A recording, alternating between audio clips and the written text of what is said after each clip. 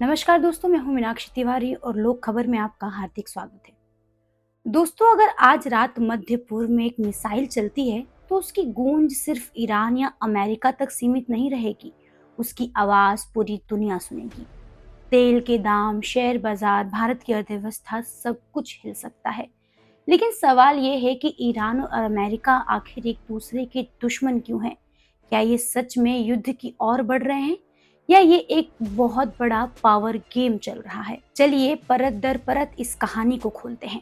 Chapter 1, जब Iran America का सबसे करीबी दोस्त था। आज यकीन करना मुश्किल होगा, लेकिन एक ऐसा भी समय था जब ईरान अमेरिका का सबसे भरोसेमंद सहयोगी था। ईरान का शाह अमेरिका के इशारों पर चलता था। अमेरिका ईरान के तेल और सेना दोनों पर प्रभाव रखता था। लेकिन फिर आया 1979। ईरान की जनता सड़कों पर उतर आई। नारा एक ही था, अमेरिका मुर्दाबाद। इस्लामिक क्रांति हुई, शाह भाग गया और ईरान ने अमेरिका को अपना सबसे बड़ा दुश्मन घोषित कर दिया। चैप्टर 2, अमेरिका दूतावास पर कब्जा, अपमान की आग। क्रांति के कुछ ही महीनों बाद तेहरान में अमेरिका दूतावास पर हमला हुआ। 52 अमेरिकी राजनयिकों को 444 दिन तक बंधन बना दिया गया। ये सिर्फ एक घटना नहीं थी, ये अमेरिका के लिए सीधा अपमान था। अमेरिका बदला लेना चाहता था, लेकिन ईरान अब डरने नहीं वाला था। यहीं से दोनों देशों के बीच सीधी लड़ाई नहीं बल्कि शैडो वॉर शुरू हुआ।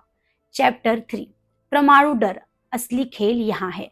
अब आते हैं असली मुद्दे पर, परमाणु कार्यक्रम। ईरान कहता है कि हम परमाणु ऊर्जा, बिजली और विकास के लिए चाहते हैं, लेकिन अमेरिका का कहना कुछ और है। अमेरिका कहता है कि ईरान परमाणु बम बनाना चाहता है।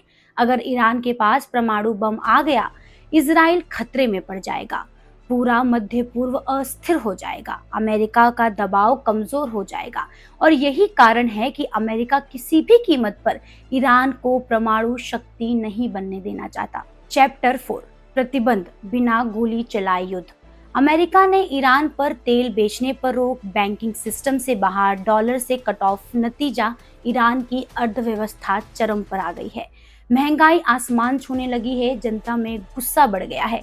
यानी ये युद्ध बिना बम और बंदूक के लड़ा गया है। चैप्टर 5, इजराइल कहानी का सबसे खतरनाक किरदार। अब समझिए सबसे संवेदनशील पॉइंट क्या है।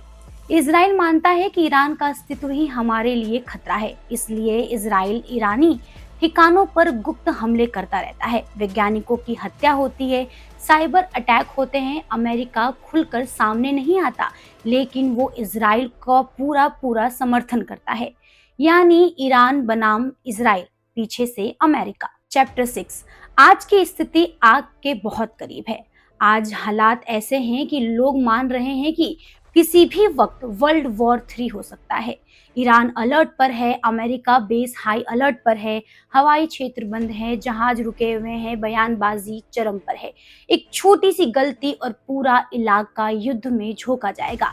लेकिन इसका प्रभाव सिर्फ ईरान, इजराइल या अमेरिका पे नहीं बल्कि पूरे विश्व पर देखने को मिलेगा। चैप्टर 7, अगर युद्ध होता है तो कैसा होगा? अगर युद्ध हुआ तो ये अटैक बनाम अटैक नहीं होगा, ये मिसाइल, ड्रोन और साइबर युद्ध होने वाला है। तेल की सप्लाई रुकेंगी, पूरी दुनिया में महंगाई बढ़ जाएगी।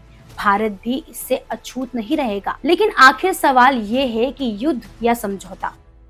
दोस्तों, असली सवाल ये नहीं है कि क्या युद्ध होगा, असली सवाल ये है कि कौन कितना पीछे हटने को तैयार है। क्योंकि युद्ध सबको नुकसान देता है, लेकिन सत्ता की भूख अक्सर अकल पर भारी पड़ जाती है। खैर दोस्तों, ये सिर्फ ईरान या अमेरिका की कहानी नहीं है, ये शक्ति, डर और नियंत्रण की कहानी है। आप क्या सोचते हैं? क्या आप इस टकराव या इस युद्ध के लिए तैयार हैं? आपको क्या लगता है कि युद्ध होना चाहिए या नहीं होना चाहिए? अपनी राय मुझे कमेंट सेक्शन में जरूर दीजिएगा और मेरे इस चैनल को सब्सक्राइब जरूर करिएगा, क्योंकि आने वाले दिन बहुत ही ज्यादा अहम है। मैं हूं मीनाक्षी तिवारी और आप देख रहे थे लोक खबर। धन्यवाद।